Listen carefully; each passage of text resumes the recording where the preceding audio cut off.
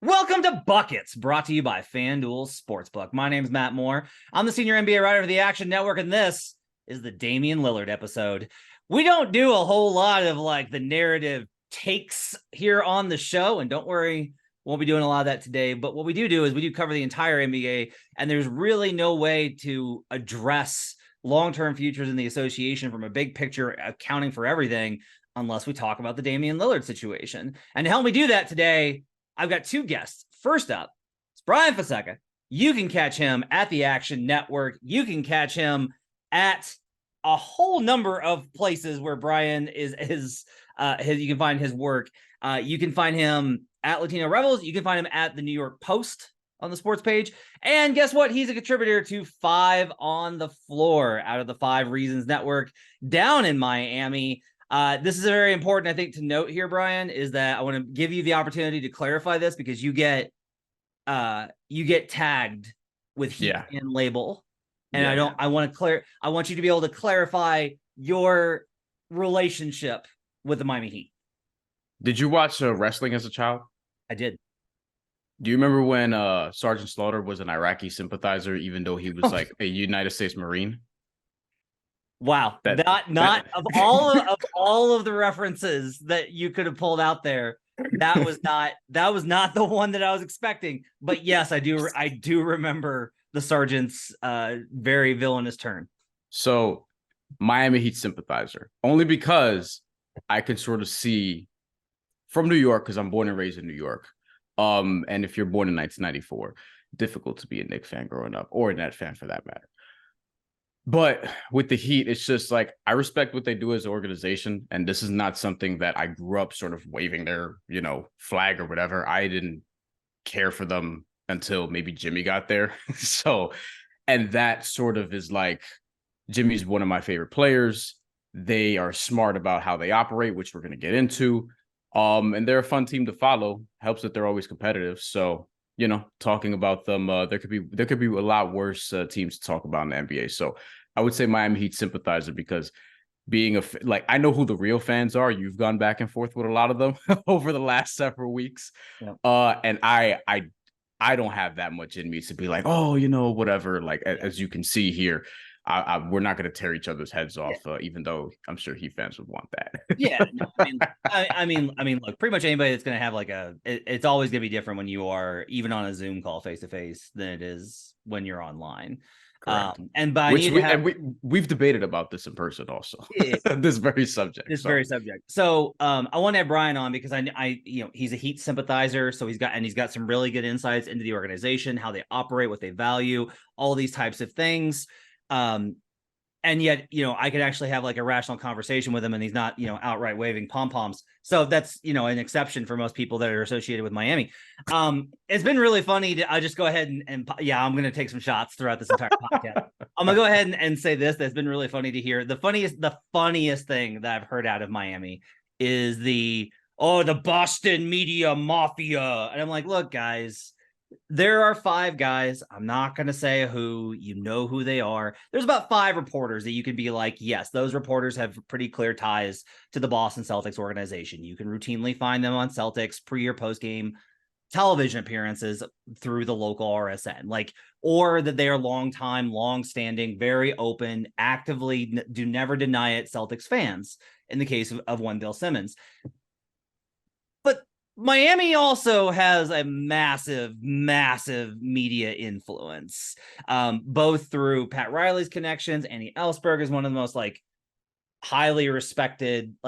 This is one of the things I try and say over and over and over again. Everyone from an outside perspective, they make it just about Pat Riley. And I'm like, Andy Ellsberg, Andy Simon, those 2 guys are some of the most respected executives in the NBA.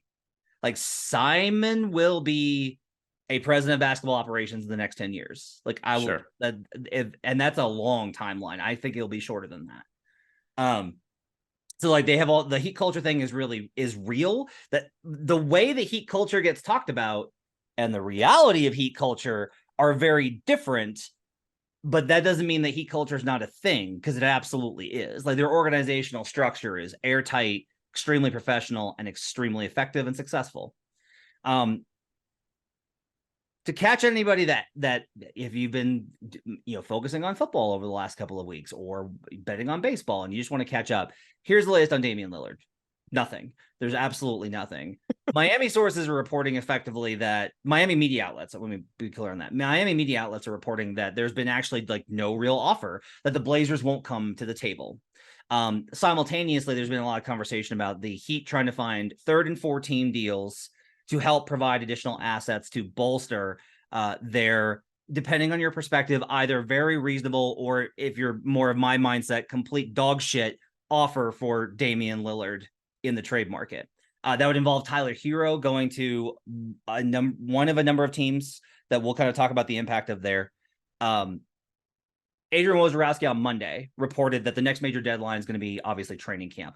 The first day of official training camp, players will be in and working out all through the month of September and late August. Some of them are already there. But the first Monday before training camp is media day. And there is kind of this idea of the staring contest of who really wants to go into camp with the situation hanging over them. Sure. And I want to start with this question for you. It's very obvious, I think, to anybody, and I'll talk about this with Sean Highkin a little bit later from the Rose Garden Report, about what that's going to look like if Dames shows up for training camp and is unhappy. If he doesn't show up, how the Blazers should handle that. But I want to ask you this. What does it look like if we get to the last weekend in September and it's media day and Damian Lillard is not a member of the Miami Heat? What does that media day look like for the Heat? I don't think anybody wants that. We'll start there. Like, I know the Heat, obviously, they're willing to wait this out because they have and they will, and they know that Damian Lillard wants to go there and only there. However, I don't think you want this to linger all the way to training camp, where you're bringing back Tyler Hero. And by the way, Gabe Vincent isn't there. Max Strus isn't there. You got Josh Richardson. That's cool. That's a nice story. And I think he's going to be impactful. He may even start for them and have like a sort of resurgent type of year. You want Damian Lillard to be the conversation, though. And I think if you let this linger, like, I think that there needs to be a meet in the middle in terms of this, right? In terms of what the Heat's offer, non-offer, whatever, but whatever's on the table, it's not their best sort of offer. And Portland supposedly won't come to the table. And I'm thinking, hey, if Miami put more on the table, would Portland come to the table? Like, there has to be some sort of meet in the middle here. Like, I think that people saying, I don't agree that their offer is dog shit. I don't think their offer is amazing. But I think generally, if you look at star trades in NBA history, there's not really a lot where it's equal to equal value, right, or even plausible like value. It just isn't what, and Portland doesn't have a lot of leverage in the situation because Dame, who has been incredibly stubborn throughout his career and wanting to stay there, who, the Portland Trailblazers said they were going to compete, said they were going to do this, that, and the third. They did not. They soft tanked the end of the year, sat Damian Lillard, didn't trade the 3rd overall pick. Why would you? Scoot Henderson, right? So it's like there's a lot of nuance to this where it's like, I don't think Damian Lillard's wrong for wanting what he wants. Right. And if you look around the league, there's a reason he wants that, because that's the perfect scenario for him to win or compete, I should say, compete at least, because, nothing's guaranteed in this league. But in terms of going back to training camp, like, no, you don't want this to linger that long. And if I'm Miami, you need to show a little bit more urgency here, perhaps, to get this done. Like, you don't want this to linger on for too long. Like, you still want to be able to get this done before training camp, which sneakily is coming up a little bit. The World Cup is later this month, now that we're in August. And pretty much immediately after that, we're going to be in training camp. So this is going to fly by. And there have been trades, as I've outlined on Twitter, and maybe I should do it on Threads, I suppose. But there have been trades throughout NBA history of this magnitude that have happened in August, most famously being, Kyrie Irving to Boston not that long ago. You have Kevin Love for Andrew Wiggins, that sort of swap. There were other players involved in 2014. But, Matt, you remember that was telegraphed for months before it actually happened. And it didn't happen until August 23rd, last I checked. So ultimately, you want to get this deal done, because regardless of how much leverage you have, you need to get the deal done, because leverage is only leverage if you don't get the deal done. Like, actually do it, complete it, and get into camp. I think there should be more urgency on the Heat side. I think Portland should want to get this done and get this chapter over with as well. Now, you want to get something in return, which we can get into like what that could actually be, but we pretty much all know what it could be. So, it is what it is. I think one of the things when we talk about the return, well, let's start here. I want to go back to what you talked about, because win total is 48.5 in the market for the Miami Heat over at FanDuel. And if they go into the season, their point guard rotation is currently Kyle Lowry and Dot. And they're just like, this is one of the concerns, honestly, that's going to have to be factored in. I genuinely wonder if one of the reasons that they are actively pursuing these 3rd and 4 team is not as much for everyone's like, well, they're trying to get Portland more assets. I think that Miami's trying to find reinforcements in a deal to trade Hero, get a 1st round or 2 second round or 2 firsts out of a team, which, by the way, that'd be crazy if Tyler got 2 firsts, to go to Portland and then try and extract something, whether it's Dorian Finney-Smith. That's who I'm thinking. Dorian Finney-Smith, Royce O'Neal. Brooklyn's been the team that's been most obviously linked kind of with Hero. Toronto and Orlando are 2 other ones. I don't know what you really have with Toronto. I don't know what Toronto has that would help them in any capacity. Right. Orlando, I think, has like a few pieces, like maybe you throw Gary Harris in the deal, right? And it's like, okay, Miami's a place where Gary Harris might be able to really, really get back to where he was a couple of years ago, if that's possible. But there is, I think, it was really funny because I brought this up yesterday and people were like, why would the Heat be worried about it? They made the finals after being in the play-in tournament. I was like, do you really think that Pat Riley, Eric Spoelstra et al. Are like, no, it'll be fine if we're in the play-in tournament last year? They know they were down with 3 minutes to go versus the Bulls in the second play-in tournament game. They know that. They are aware. Like, they know that how close that play-in tournament is. You can't screw around here. Like, you don't want to be trying to, like, what they did was heroic and incredible and an amazing story until, the Nuggets absolutely beat the shit out of them for 5 games. But in general, like, that was a really amazing run. You don't want to try and do it again. So I don't think that you want to bet an under at 48.5 now. What I do think is that you should not be like, they're going to get Dame. It's going to be fine. They're going to win 51 games, because I don't know how long this goes. Like, there is a possibility that Joe Cronin really is like, I have a high pain tolerance. I can make it to December. I can make it to January. I can make it to the deadline. Like, the problem, unless the other variable here is how nasty is Damian Lillard and Aaron Goodwin, I suppose, really. How nasty are they willing to get? But that's 2 different questions. Yeah. And a lot of this is Goodwin has done the best job that he should by his client in projecting only wants to go to Miami, not going to show up anywhere else, will be very unhappy if he's traded to any of these contending and arguably better teams. He's done a very good job of like projecting that out, which he should. Like, that's his job as an agent. Yeah. Everybody in the league that knows Damian Lillard, and Dame's been around a while, everybody in the league that knows Damian Lillard is like, one, there's most people I've talked to are like, I think he probably plays for Portland. Like, Dame's going to show up and do his job because he's a professional. Like, there is not a lot of confidence that Damian Lillard is going to do the same kind of bullshit that James Harden has pulled.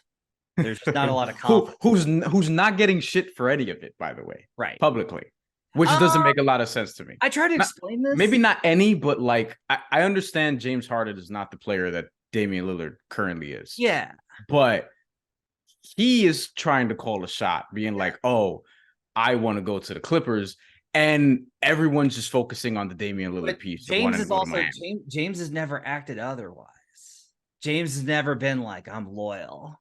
James has never been like, I want to retire a Blazer. So the bar is just lower? Yeah. Honestly, the thing with Harden is like, oh, he did this again. Okay, cool. Cool, James. All right. Like, you're worth less. That's why. And because the Clippers are not as desperate. And so they're not like, just vomiting out information constantly to try and influence the conversation about it. That's like the combo I think about it in terms of like taking shit. Sure. Let's talk about the offer, because I do think it's interesting. If you want to talk about what I think the key element is, I was talking to Sam Vecini from The Athletic about this the other day, and he's of the opinion that it's not a good return, but 3 first-round picks, 4 swaps, whatever they get for Hero, Jaime if he gets involved, or Jovic. We got so many soft J's in this trade, Or both. Or both. I don't think it'll be both, but Me neither. If they get one of those guys, he's like, it's not a good deal, but like that's a lot. And I don't disagree. I value it lower because I understand what will happen, which is everyone will be like, well, those first rounders could be really valuable, and then they won't be. They'll be 20 plus because the Heat are a gold standard of an organization. It is a respect issue for me of like, I don't think these picks will be any good. I don't think that, especially if you tell them, hey, you have to give up your pick this year, they're going to be like, all right, we're going to make sure that this is like 20 plus. We're not giving up great value. And the Heat can just like generate a 20 plus pick like that. I have that much confidence in their ability to navigate the cap and everything else. Sure. But there have been, they've had sort of hiccup years, right? Sure. Like they had the Precious Achua year where they were barely in the 20s. And they had this past year where they got to 18 with, and getting Jaime Jaquez. And I would also say, like, listen, draft better, like there are players who get picked in the 20s all the time who turn out to be pretty good. And if you're dealing with a contender, usually when you get picks back, there are some examples where that isn't the case, where you get picks back and they're not going to be in lottery. Like, yeah, that sort of happens. But that's and if you look at, that's kind of the point, though, is that like most of these trades were specifically constructed, like the Pelicans trade, the Lakers will probably be garbage by the time that last pick conveys. Like there's a very good chance that team is because their organization isn't as good. But I would say this though, you do this trade. If you're Miami, I've always said you're getting likely 2 peak years left of Jimmy and Damian Lillard.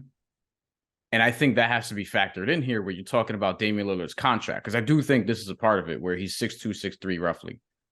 4 years left. And it's, 45, 48, 58, and 63 million.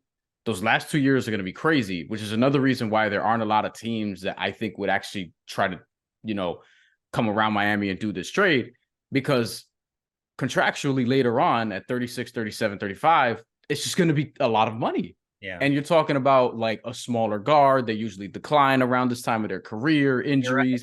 You're right. He's had one recently. No, I see the sarcasm. Hold on. You're right. You're right. On. Why would it like it just goes to show they shouldn't even trade for him in the first place.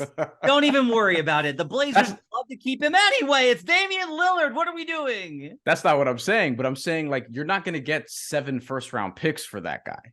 Like you're just not. And I think with other trades in NBA history, star trades, Pau Gasol, Kyrie Irving to Boston. What was the great return there? Like they had Boston. Okay. You mentioned this earlier. I want to talk about this because this is actually my biggest thing about this. It's not necessarily even the pick value. It's that there isn't one singular shining circle. Like this is the asset. Eric Gordon, Eric Bledsoe, in the example, Al Jefferson, I guess. Yeah, Al Jefferson. Even and that was like a former Celtic trading with his former team. Like that was the most underhanded trade of all time. But if we're gonna talk about like the Boston one that you're referencing for Kyrie, it's Isaiah Thomas, who we forget at the time. No, but he was injured there, and they had to throw in another second round pick for him. But that's the thing, is that no one knew how bad the hip was, which is why what Danny Ainge did was so dirty and so horrible. And like Isaiah was so miserable at that point. And like that entire exchange screwed him so badly. Because like they said, don't get surgery, play through it. Sorry, reportedly. Yeah, sure. From Isaiah's standpoint. They said don't get surgery, play through it, and then this happens to him. But if we remove, because again, nobody knew the injury, how bad it was at the time. What we did know was that Isaiah Thomas was coming off a season where he was an MVP candidate. So you're able to circle that and be like, that's the thing. There's nothing, that's the thing that's missing in this deal for Portland. There's not the, ooh, that.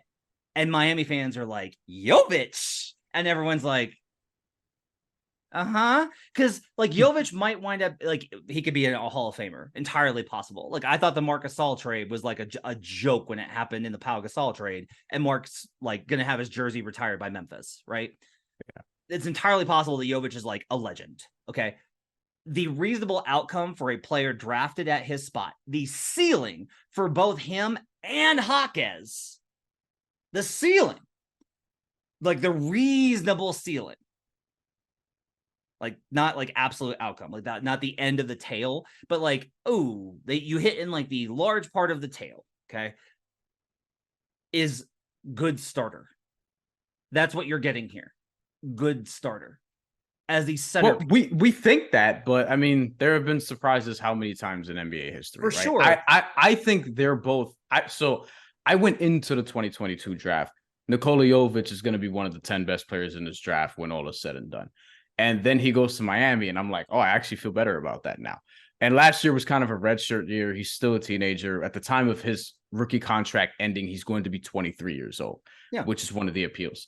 And then with Jaime Jaquez, you saw him in college. He played in a lot of big games. He was really impactful on a UCLA team that got to the Final Four his second year. And I think he's going to be a very solid pro. I don't know what that's going to look like, but I do think they're going to be better than people probably who don't watch the Heat think. Surprise, surprise, because there are a lot of people who actually don't until the playoffs where they're, seemingly there all the time. And then if you look at other trades, I'm like, what?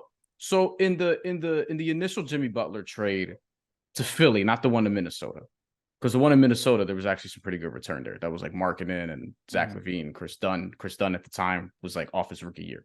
But the one to Philadelphia, it was like Jimmy Butler, Justin Patton, who Chris Mullin once compared to Marcus Camby.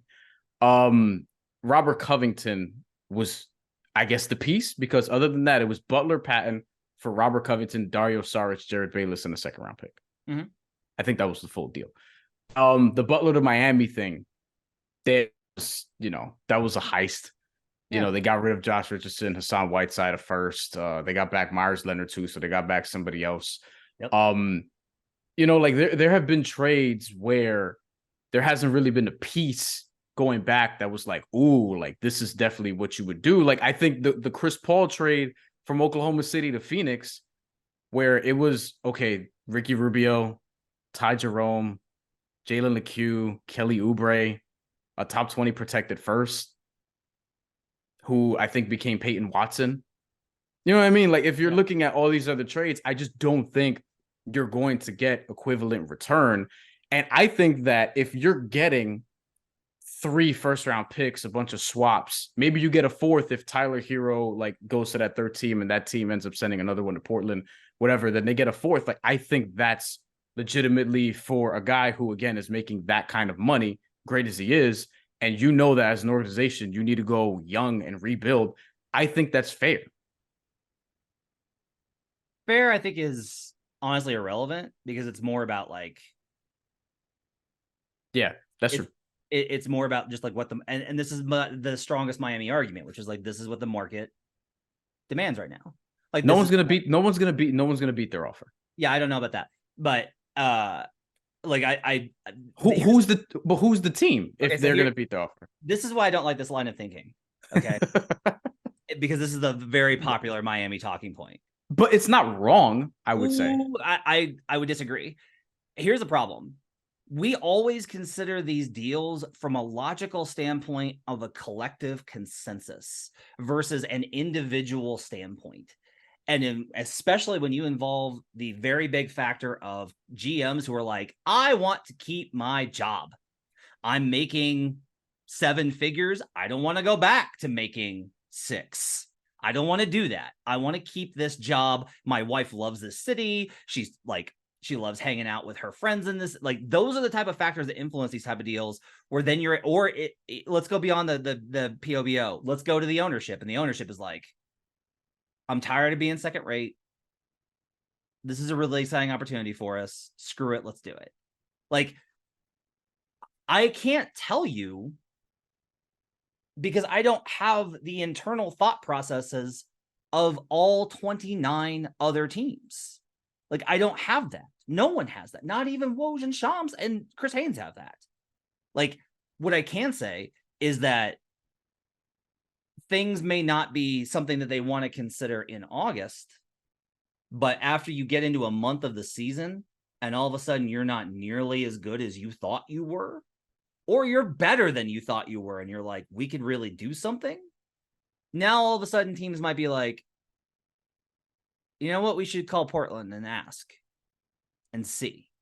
Like, and that to me is like the possibility is still better because I am fine with the idea of if we can agree that the Miami deal will not be good for a return for Damian Lillard, but it's disappointingly acceptable, I think is probably the best. That's like the best I can get to with it. I would even say reasonable. I don't know that there's. See, here's the thing though. If it was a given NBA history, given the landscape right now, so I think Miami's incentive to do this now is what you said. You don't want to get to the season, somebody else gets frisky, and then they end up calling Portland, whatever. Like, I think that's a real plausible thing. But for now, I think what I outlined, where you get the picks, you get the swaps, you get the matching salary, you get a young piece, maybe both of them, probably one, of Jovic, Jaquez. Like, if I'm looking at other star deals in NBA history, this sort of tracks in the territory of what a lot of those have been. But it also doesn't track with a lot of them, which we've seen over the last couple of years. Like, this is what's been really annoying is, like, well, let's look at history. What about the Rudy Gobert trade? No, not that one. No, that one doesn't count. No, the Rudy Gobert trade doesn't count. I mean, it was pretty stupid. No, like we knew immediately that was stupid. Sure. And I'm somebody who is lower on Rudy Gobert than consensus anyway. But we go beyond that, and it's like, what about the Anthony Davis trade? Like, Anthony Davis had one team. Everyone knew he was going to the Lakers. There was no question about it. He signed with Clutch, and the minute he signed with Clutch in the offseason, I was like, like, it was the most telegraphed thing imaginable. They still got Brandon Ingram, Josh Hart, and Lonzo Ball along with the picks. And this is really the key part of the problem is the Lakers had that stuff to give. Right. And so the Miami response is like, we don't have that stuff to trade. But they're also smarter. The other side of that is pretty reasonably like, then you don't get Damian Lillard. Like, this is what's so frustrating about the situation is the Heat don't, like, they're not a trade suit. If this was an open, this has been my other argument is, despite all your talk about the age and small guard and all this, if this was a truly open market. And Damian Lillard, and it was reported that Damian Lillard was not like looking for a super team. He had said, I don't want to be a part of a super team. Guess that went out the fucking window. Wait, so this is a super team now? I think it is. I have Jimmy Butler 10th in the NBA right now. He is the 10th best player in the NBA. Higher than I thought you had him. Right now. And like, I bumped him back, Brian, based off of his availability and effort in the regular season. If we were doing just like a playoff draft, he's like third, right?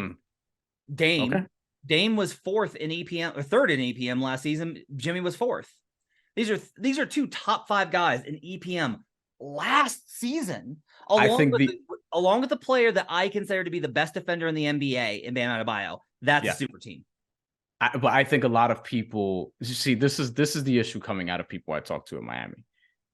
They think that the quote unquote national media are having it both ways on this. Because it's like Miami can't be a team that isn't good, air quotes, go on this run to the finals.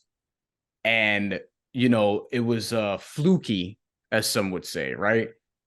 And then all of a sudden they're a super team if they get Damian Lillard because of Jimmy Butler and Bam Adebayo. Yeah, but here's the thing. That doesn't quite add up. No, we've seen super teams fail.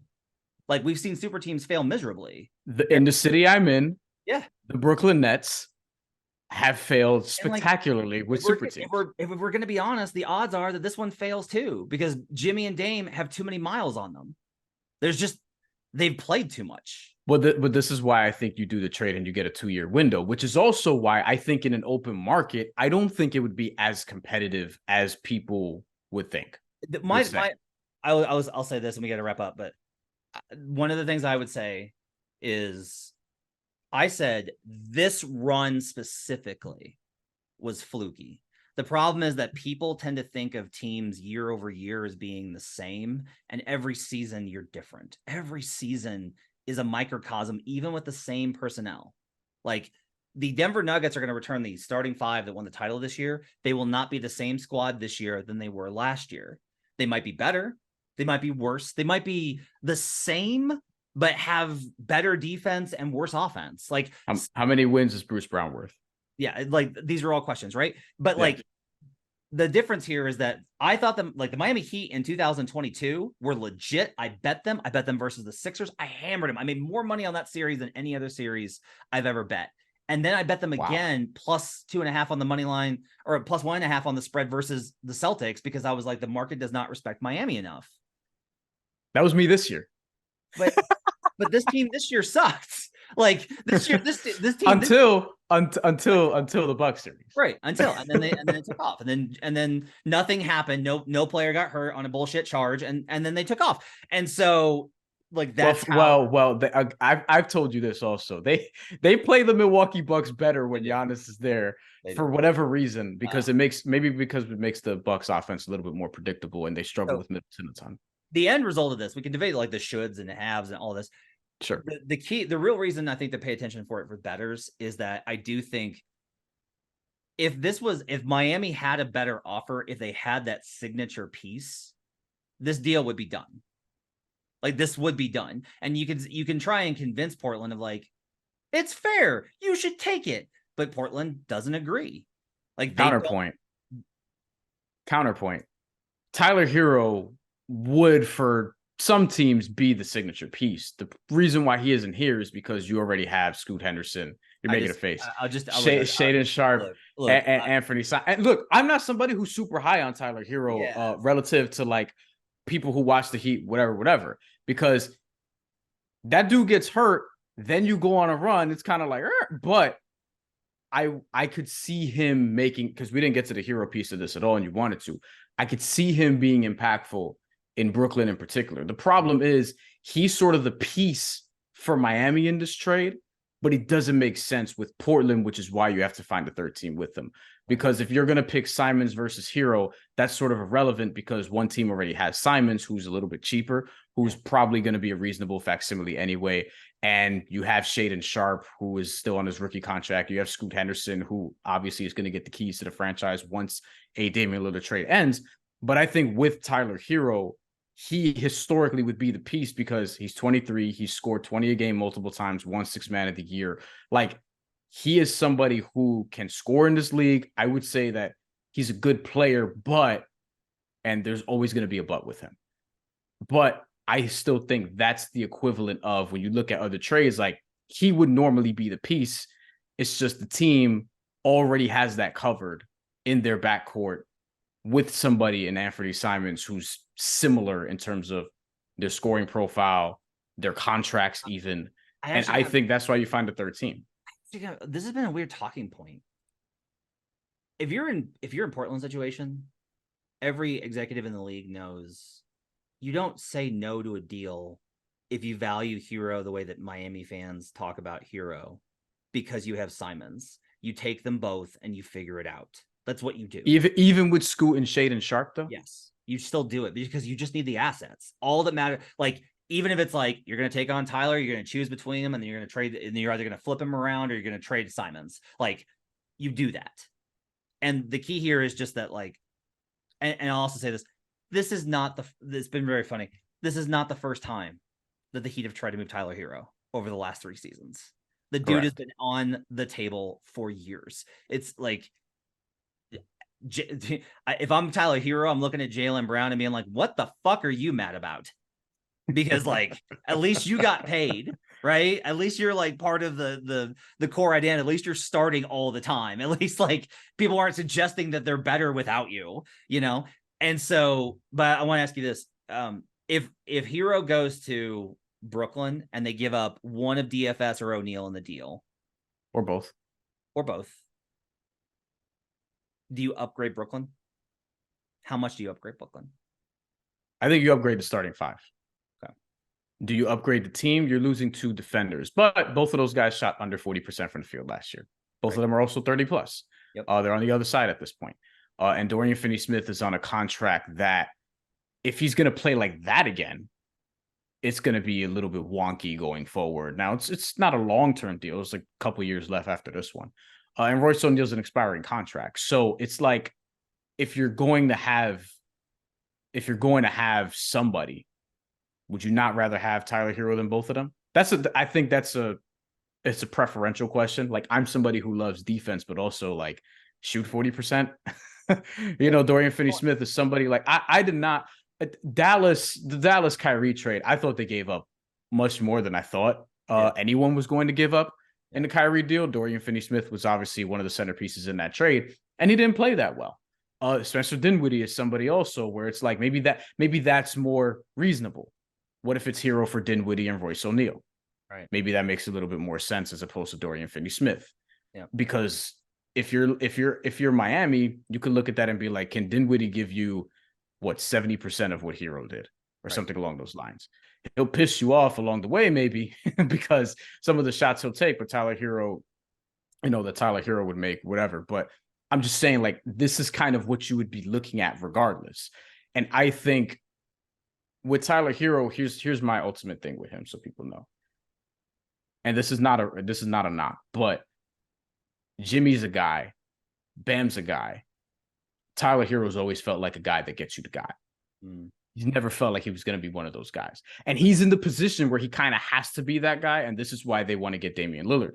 Because what's being asked of Tyler Hero, whoever he's going to become 2-3 years down the line, whoever he's maybe going to become 2-3 years down the line, it's not going to be what Damian Lillard is now. And that's really what it is. It's a timing thing. It's not to say Tyler Hero's bad or whatever the case, but they're trying to win a championship.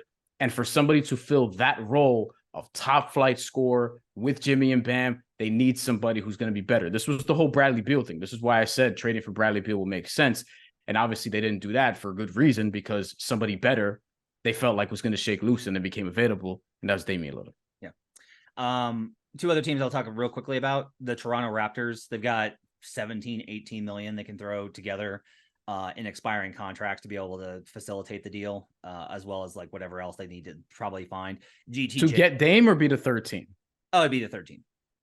Like, you don't think Masai will get frisky? And I think it's entirely possible he gets frisky, but I will just tell you that despite me saying there's a possibility of somebody coming to the table, I still believe that he winds up in Miami. Like, if you're Portland, you're hoping somebody else comes to the table to leverage against the Heat. Like, that's what you want to do, because you want to be able to, you want to take this entire, you said like, well, also the Heat aren't stupid. You have to make the Heat stupid. You have to be able to be like, I have good luck. Like, well, that's the thing, is like, you have to be like, I have a better offer. I have a better offer. What are you going to do? And if they're like, we're not going to give you that, we're the Heat, then you're like, okay, I'm trading him over here.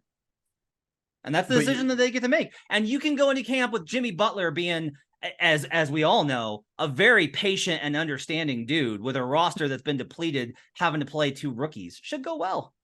Do you think Portland could afford to send Damian Lillard to not Miami? Yes. I don't think they could. Why? Obvious player reasons and things of that nature, and fracturing the relationship of somebody who's been loyal to you for very long, being the superstar. I think that stuff matters. By the time that it's going to matter with Scoot Henderson, that's 8 years down the line. This front office will be gone anyway. They'll have new ownership. I don't know. I think that's overlooking. Hey, look, I'm always preaching on here about relations, about how important it is to maintain those relationships. It matters in those relationships when you're trying to ascend. It does not matter when you're a small market tearing down. Front office is going to be gone. Ownership is going to change hands. Like, you can burn all the bridges you want. You think the Dame's really going to turn down the opportunity for him to come back? Like, and it by then it won't matter. Even if he were to be like, I don't want my jersey retired there, which he would. Like, he would. Sure, but they don't have. Do they have amazing relationships with all their past stars? I don't believe so. Do they? Has that helped? Has Dame and what they've done with him the entire time, has that helped them get free agents? No, doesn't matter. Well, they look at the guys, whoever put out the This team was list. really This team was really good during Dame's first like 6-7 years, and the problem honestly was Really good as a stretch. Yeah, no, come on. Really good relative to what? Okay, they made a conference finals. It was a bullshit conference finals, but they made well. No, I'm saying, but I mean, here's the standard though. Is like, are you expecting to compete for a championship every single season? Then most teams fail. The Bucks failed for the first 6 years of Giannis's career. Like, no. I think that the stuff about them having it. I'll also say this: like, this is one of the things. Aaron Goodwin's a small shop. Goodwin Sports is a small shop. Mm-hmm. This isn't CAA. They're not burning bridges with CAA. They're not burning bridges with Clutch. It changes things. He's not a nobody though.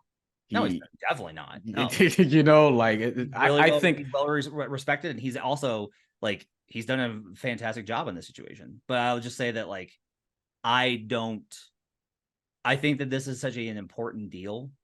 That's the thing is you only get this once. And I will say this: Joe Cronin knows that. And if they do the deal as currently constructed, that all Heat fans are saying it's fair and reasonable, then he knows like that's the end of his career. So he's got to do better than this. And to be clear, I think the reasonable part is not Tyler Duncan picks the end. I think it has to be Lowry, Duncan, all the picks, swaps, and if you can extract another first from Brooklyn in Tyler Hero, whatever. Which is why on the other side, Miami won't stop leaking things like, well, we don't think we have to include Caleb Martin. Well, we don't think we have to include Tyler Hero. Well, I don't think they would. I don't think Caleb Martin's going to be in this deal. It's wild. Like, do you want him or not? Do you want him or not? You don't have any good assets to send out. Do you want Damian Lillard or not? Here's the thing with Caleb Martin, though. So this has become an interesting talking point on certain sections of Heat Twitter. Do you trade Caleb Martin knowing that you're gonna have to pay him next year? Yeah. And if you're Portland, do you want Caleb Martin knowing you're gonna have to pay him next year? You want him sent to a third team. So I think it's gonna be Jovic and or Jaquez. I want to mention one more team. Yes. Yeah, Jaime Jaquez is the 18th pick in the draft. What are you doing? Orlando is the other team I would probably look here as a third team, fourth team option. They are open to moves in their backcourt. They are facing Markelle Fultz's extension, and I don't think that that's necessarily like a smooth thing right now. I think that there's probably some disagreement on trying to get that number right. I don't know, and there's not clear leverage advantage there. It always kind of rests with the young player, but there's not clear advantage there. So they're a team, I think, and they swung out. They tried to get FVV at the deadline last year, couldn't do it, couldn't get free agents to come, which is understandable. They're a young team in a small, tiny market. This is a good opportunity for them to get a kind of upgrade. Like Tyler Hero would be a really good get for them. If they get, I don't know, if they get one of these other pieces, that's probably a good get for them. So they're probably a team I could see being involved as a third or fourth team as well. And so if you're high on Orlando, I would probably tell you that unless you're specifically high on Orlando because of Jalen Suggs, which I don't know why you would be, although I liked Suggs and think he's going to be really good. Agree. You should probably upgrade Orlando a little bit, would be my assessment. If you think that if this deal winds up happening and Orlando is that team, like be ready to be like, oh, Orlando pulled it off. They're going to be a little bit better. That Brian Fonseca, you can catch him on Twitter. I'm trying to remember your handle. At Brian Fonseca NY. Brian with a Y, NY as in New York, yes. As in New York, not Miami. Not Miami. Just a sympathizer. That's Heat sympathizer. Yeah. You can also catch his work at the Action Network. Brian, thanks so much for coming on. Absolutely. Anytime. All right. Next up, joining me from the Rose Garden Report. You should absolutely check it out. It's the best local independent coverage of the Blazers. A guy that has covered the Blazers for a long time. Has covered the NBA for almost a decade. Sean Highkin. You can find him on Twitter at Highkin. I will still call it Twitter until the end of time. At Highkin. Sean, how you doing? I'm good, Matt. I think, and you can correct me if I'm wrong here, we've known each other for, probably 12, 13 years now, something like that. Mm-hmm. I think this is the first time you and I have ever done a podcast together. No, I think we've done, I can remember like 2 other times. I don't remember the details of where, but I know maybe like some of our short-lived paroxysm ones, but like... Maybe. But like, it's been a minute. Been a minute. So I want to have Sean on to talk from the Blazers perspective, talk to Brian Fonseca about maybe the Heat, as he described it, he's a Heat sympathizer, perspective. Wanted to talk to you as somebody that covers the team. I want to first ask this. You've done a really good job of, unlike some of your counterparts in the other city, and honestly in your own city, now come to think of it, of actually portraying like a very balanced perspective on it. You've said, like, you've criticized Joe Cronin and the organization's failure to make the necessary moves at the draft and before that in order to keep Damian Lillard. But you've also been pretty adamant about what the situation is inside of the Blazers organization. The big question I think everybody wants to know is, what is Joe Cronin's pain tolerance when it comes to dealing if Dame is still on the roster at training camp, if Dame is still on roster on opening night, if Dame is still on roster in the first part of the season? What do you feel like his pain tolerance is as somebody who hasn't gone through this, as very few executives have? Like, very few executives have dealt with this kind of a situation. And it's an especially complicated one because of the relationship that Dame has the organization, and then the relationship, obviously, that the agency is choosing to pursue, not independent of Dame, but largely beyond, I think, the general consensus of what Dame wants.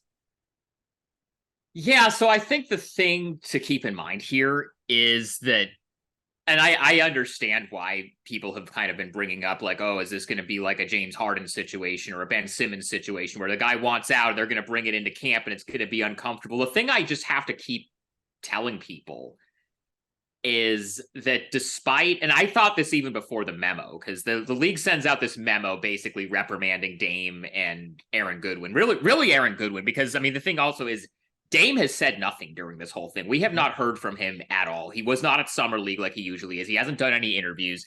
He's posted on social media, but he hasn't posted about this on social media. He's just posted about other stuff. We have heard nothing publicly from him. It's all been from Aaron Goodwin, everything that's been on the record and presumably everything that's leaked out from his side. But the messaging early on was that if he got traded to anywhere other than Miami, or if he wasn't traded, that he wouldn't report to camp, or he would hold out, or he wouldn't show up.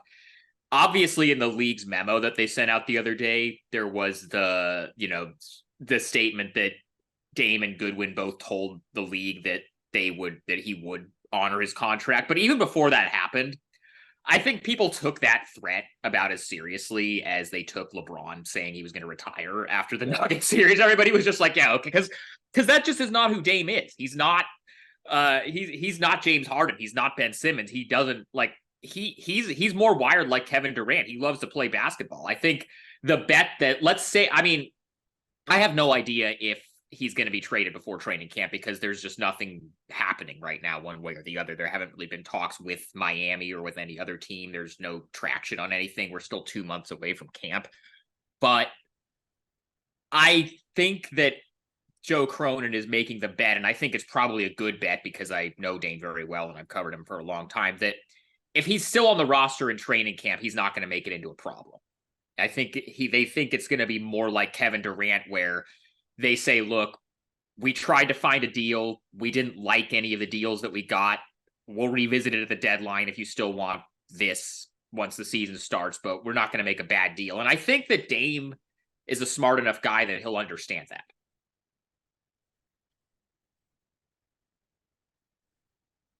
It's interesting that there's continues to be kind of like the amount that's being trying to pressure publicly on this. I just don't know. One of the questions I always have is like how much public perception influences executives, and I think it matters executive by executive. I think that not everybody is susceptible to the same things. I think not everybody's invulnerable to the same things. I think they'll all say like, oh, we don't pay attention to that stuff, and I don't believe a lot of them from that perspective. One thing I talked about with Brian that I think it complicates this deal is that there is the direct absence of what I would call a signature component, in that there's no Eric Bledsoe, there's no Eric Gordon, there's no Brandon Ingram or Lonzo Ball, there's no there's no 5 first-round picks.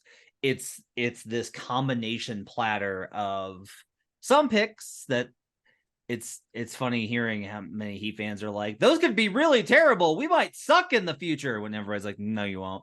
The Heat are always in the mix to get the always. next guy. Even if Dame and Jimmy age out by then, they're whoever the next guy is that wants out. Miami's going to be, even if they don't end up getting him, he's going to be on their short list of teams, or they're going to be on the short list of teams they want to go to.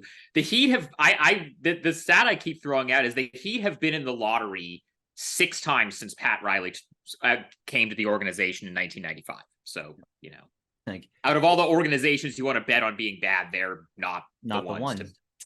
So there's no real signature component.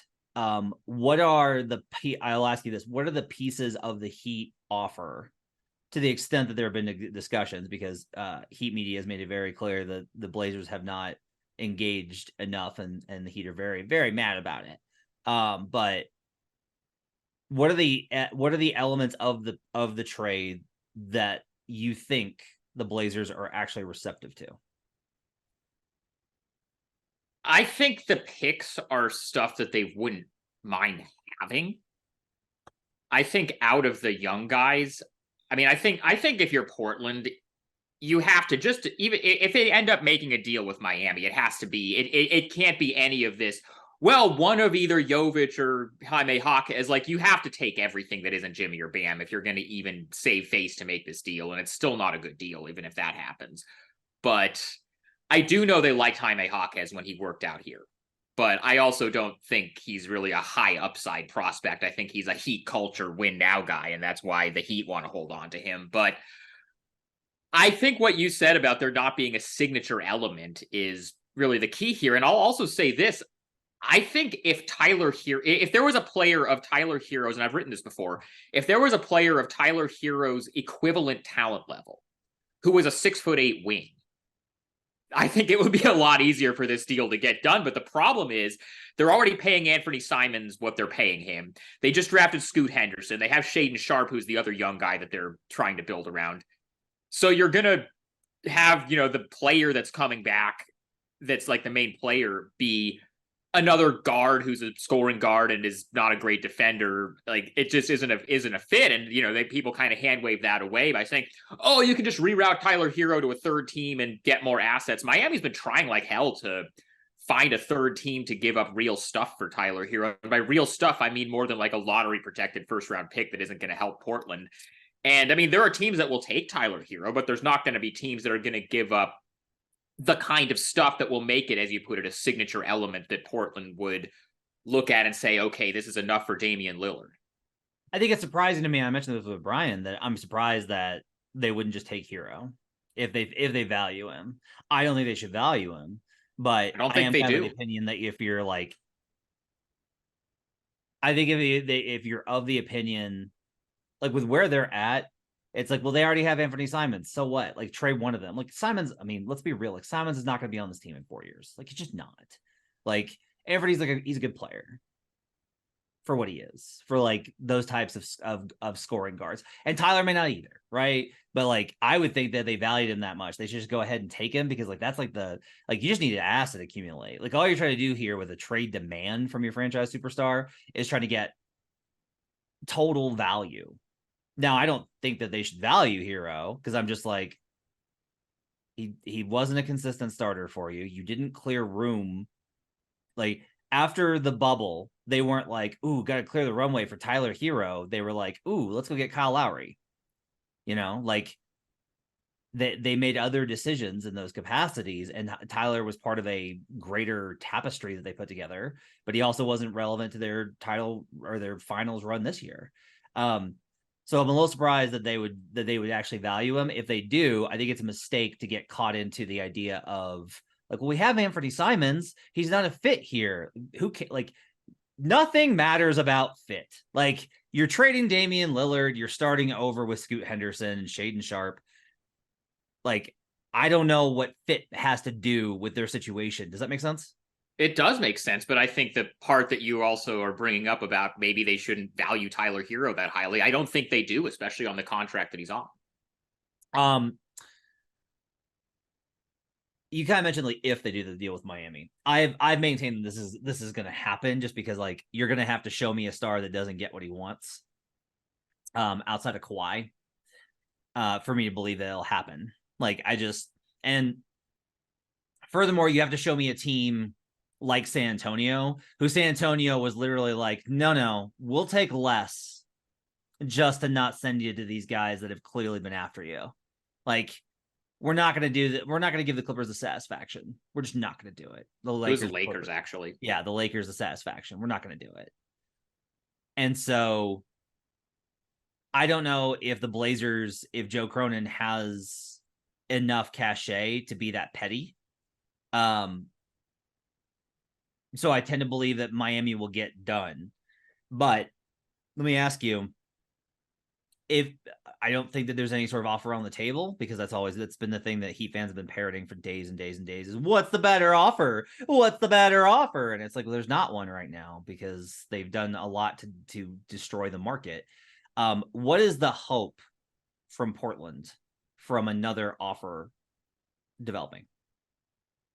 The two, I think, examples that I've seen or that I've heard that are kind of what they're looking for, kind of ballpark, is DeJounte Murray and Donovan Mitchell. Obviously, you throw out Rudy Gobert because that's like an insane outlier. Nobody's ever going to give up that much for somebody again. Like, that's just like, that completely destroyed the market. That's not happening again. That's not realistic. But I think if you look at like what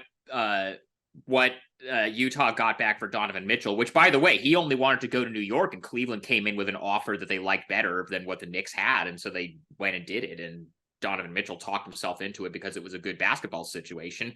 They got the multiple first-round picks. They got back Lauri Markkanen, who, I don't think they thought he was going to be as good as he ended up being for them last year, but he was still, more proven as a good NBA player than anybody that Miami really has to offer. And, they got real stuff back. And I think, DeJounte Murray, with the Spurs, they got back from Atlanta a bunch of picks that I think they felt like were higher upside than what Miami has, because it's probably safer to bet on the Atlanta Hawks messing some stuff up and not being good in that time frame than it is to bet on the Miami Heat. I think what Joe is hoping for, and by the way, I don't think he's approaching this as, you only want to go to Miami, we're not going to trade you to Miami. I think they'd be happy to trade him to Miami if Miami could come up with better stuff to trade, but they thus far have not. And I think Portland feels like it's not Joe Cronin's job to find a third team to take Tyler Hero and give up more assets. It's up to Miami, because Portland has the player that Miami wants. It's up to Miami to find, the other team that has more stuff to give up to make their offer better if they want the guy. That's, I think, kind of how Portland is approaching it. So I think if Miami can actually get to where they, have an offer that Portland feels comfortable taking, which with just the stuff they have right now, they do not have the ability to do that, then I think they'd be happy to send him there, because, and Joe has talked about this before. He talked about this at his press conference in Las Vegas. When he was shopping CJ McCollum at the deadline, they had a few different offers, and Joe went to CJ and said, which of these places do you want to go to? And out of the options, CJ liked New Orleans better, so they took that deal. Like, Joe wants to send guys where they want to go, but he also knows that, like, his career's on the line if he gets completely destroyed on this deal. So he doesn't feel like he's under any, pressure to engage with Miami on this offer that they have. I think what he's hoping happens is, and I talked about this with Robbie Calland on my own podcast last week, a mutual friend of ours. I think what they would be hoping for, the way you sell it to Dame if you take it into the season, is let Tyler Hero get his trade value up during the season so that more teams will decide they want him and give up stuff for him. What you're really hoping for is a team to start out, better than expected and say, let's really go for it. Let's go get Dame. And then the offers change in that way. Let's talk about after the trade, when it eventually happens, regardless of when that occurs, whether it's this month, next month, October, November, December. Is it reasonable? I'm kind of the mindset, like January 1st is kind of when I put I think it's probably done by then. That's like the latest I can get to, because after that, you're more than halfway through the season. But do you think it goes longer? I have no idea, honestly, one way or the other. Just because there's been nothing it's not even like, oh, they've talked about this, but it's like, I don't think they've really talked in a real way with anybody. Like, they clearly haven't really been that. I mean, the way it's been characterized out of the Miami side of it is that Portland is being uncooperative and not engaging. To me, it's like, what is there to engage about? If they, we know what their assets are. Like, if they're not good, like, what is there to talk about? You don't have anything else. Yeah, that's been my thing. It's like, you don't have more you can put on the table. Let's talk about after. I described it yesterday as like, this is being an extinction level event of like, they're going absolutely back to ground zero. I'm expecting Nurkic to get moved in this deal. They got to get off that money. They got to get off that. I would expect that as well. With Nurkic getting moved too. Look, Scoot looks awesome. Yeah. And I think Scoot's going to be probably like we like him for rookie of the year around here. As far as value goes, he might want to be in the best player in the class. Look like a tank at Summer League, all these type of things. Shaden, you will have a better perspective on Shaden than I will. Like, Shaden seems like nice player. I don't know that like I look at Shaden and go like future all-star. I just gonna go like, oh, like nice player, can do some stuff. He's nice, right? Sure. They'll get whatever they get back. Jaime Jaquez, Nikola Jovic, get excited, sell those tickets, Portland. This team is still going to be like absolutely wretched. Like, it's going to be like there's no way that a team this young is going to be capable of anything. I don't know. I would assume that Grant is, Grant's probably not eligible until January. Is that right? Or is it December 15th? Do you know when I think it's December. Okay. Actually, no, did he sign for above? I think it's January. I don't know that, but I think it's January. Do you have a sense of, like, I understand why they did the Jerami Grant deal. People were very confused by that. And I'm like, this is I reported on this at the deadline that it was done. Yeah. That like he was coming back. He came back for more than I heard that he was going to come back for, which is not surprising. That's how these deals often go, is like there's a number and then it winds up getting bumped up by whatever. Yeah. He makes no sense on the roster. He makes no sense on the team. He makes no sense on this contract for this team on this roster. So, like, do you expect them to try and move on as soon as possible? Or is it likely that Jerami Grant's going to play the first part of the year and then probably get shut down as they tank in the second half of the year, and then they try and move him in the summer? What I would say to that is, you've got to pay the money to somebody. Sure. If your whole roster is like, if Dame gets traded, he's going to be the highest paid player on the team, and he's making like 27, 28 this year. So you got to pay that money to somebody to get up to the salary floor. And I think one of the things that, if you have a team as young as they're going to have, you can't have zero vets. Like, we talk about this all the time. You can't have zero vets. And Jerami, last year in his first season here, was a guy that everybody in the locker room gravitated to and is somebody that people really like. And he seems very comfortable here and likes being in Portland. I know some of it was the money, but he also like just had a baby over the summer, and I don't think he wants to be like moving around a whole bunch. But certainly if you're rebuilding, you can't say, oh, he's untouchable, he's not going to be traded. But I don't think they signed that contract with the intent of moving him as soon as possible. Okay, that's interesting. What are your thoughts on Shaden Sharp? Like, how big of a leap can he make this season? I think he made a pretty big leap the final month of the season. Now, you can say that was because they shut everybody else down and they were tanking. Yeah. But as far as, because the thing you have to keep in mind about him, and I was very adamant like early on that like people need to kind of dial it back a little bit, because you see the dunks and the highlights and stuff, and everybody kind of goes crazy, and that stuff's awesome. But he was so lost out there, especially on the defensive end, like early on in the season. And I think a lot of that was also because the thing you have to remember about him is he didn't play at Kentucky. He was on the team, but he didn't play. So he basically, as far as like actual competition level that he's faced, he went right from high school to the NBA. And so there was a huge learning curve. But one thing that I've heard about him consistently is that he picks stuff up quick. And I think kind of towards the end of the season, part of it was like he got more comfortable with, the NBA sets and the NBA speed and the physicality. But also, like, when you go right from high school to the NBA, you kind of have to learn, this is how hard you have to work. This is like the amount of film you have to watch. This is the amount of extra stuff you have to do. And I think over the course of the season, a lot of that kind of stuff started to click. And I think, I don't know where I would see him long term. I think, I mean, there are certainly people in the organization that think he's like a future multiple time All-Star. I don't know if I'm ready to just like come out and say that, but they're very high on him. And I would agree with you, by the way, that as good as people think Scoot Henderson is going to be, and I think he's going to be pretty good pretty quickly. Like, it's so rare for like the best case scenario. And I just wrote about this in the mailbag that I published on the site this morning, but it's so rare that these teams that trade a guy like Dame are back to where they, want to be as far as being a playoff team and being relevant pretty quickly. Like the best case scenario right now, I would say, would be Oklahoma City, but Oklahoma City traded Paul George and Russell Westbrook 4 years ago. They still haven't been back to the playoffs with this new group. Like the more likely scenario is you're Minnesota post KG or Orlando post Dwight, and it's like 10 years before you're decent again. I would say I think it's going to be shorter than that, just because I think Scoot is, has a chance to be really, really, really good. And if there's one thing, I mean, you can land wherever you want to land on this front office in a lot of different ways, but I think the one thing you can say that like, definitively they're really good at is finding value in the draft.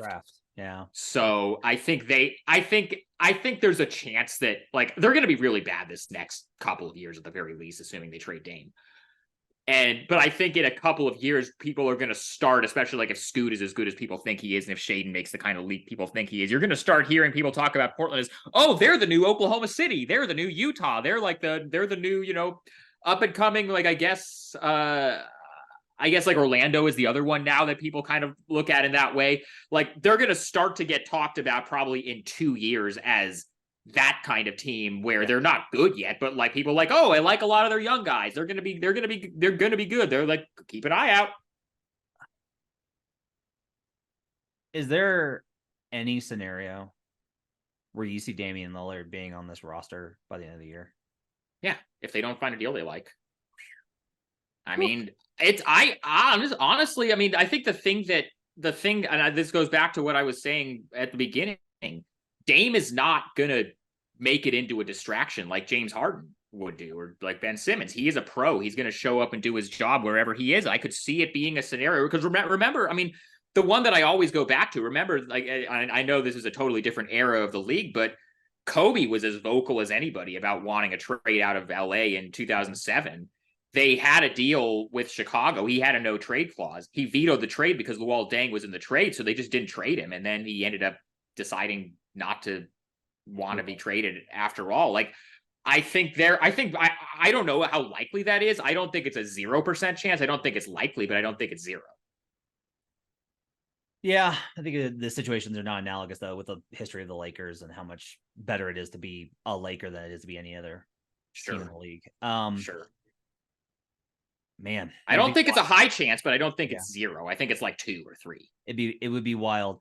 I think one thing that's interesting to keep track of here is, I'm with you in that everyone I've talked to has agreed, like Dame's not going to James Harden it. He's not going to, like, if time comes, he's going to report, he's going to do his job. It'll be awkward, but they'll do the job. He'll play, etc. My only kind of like pushback I could think of on that as a devil's advocate is just no one thought he would do this in general. No one thought he would ask out. He told everyone about how he did a million interviews on how loyal he was.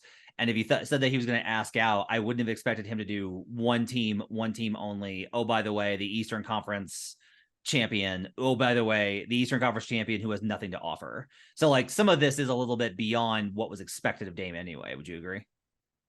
Yeah, but I think they're kind of already seeing that blew up in their face a little bit with how, how it was received and how, the league sent out this memo about it, because I think part of the league sending out the memo about it was, I think everybody around the league was like, come on, man, you're not James Harden. You're like, I don't think they think Dame actually believes. I mean, to be clear, I have no issue with Aaron Goodwin doing what Aaron Goodwin is doing. Yeah, he's done his job. His job as an agent is to try to get his guy where his guy wants to go. Yep. I honestly, I don't have an issue with how anybody is handling this. I totally understand why Dame asked out. And I have written, before the draft that if they use the pick, especially if they drafted Scoot, that this was something that was going to be in danger of happening. I totally understand why Dame is looking at the way I've kind of put it in football terms is he's Brett Favre and they drafted Aaron Rodgers. I totally understand why he feels however he feels about it. I also think that Joe Cronin is well within his rights to not just take this deal from Miami that he doesn't think is a good deal and isn't really going to help them long term. And I understand why Dame's people were going as hard as they were to get him to Miami. So I don't know. I have, that's kind of just been where I've been at with this whole thing. I understand where everybody is coming from, and I don't think anybody is really playing this badly, but I also think that Dame, if it really comes down to it, is not gonna, be a different person than he's been his entire career because he wants to go to Miami that badly. All right, that's Sean Highkin from the Rose Garden Report. You can follow his work over there. Make sure to just look up Rose Garden Report. Absolutely phenomenal stuff. You can check his podcast as well. Follow him on Twitter at Highkin. Sean, thanks so much for coming on. Thanks for having me. All right, we'll be back on Thursday. Sean Little's going to join me, and we're going to rule out NBA title future bets. We're not going to tell you who to bet on. We're going to tell you who not to bet on. We'll be back on Thursday with that. But thanks to David Payne, our producer. We'll see you guys again next time. And until then, let's get buckets.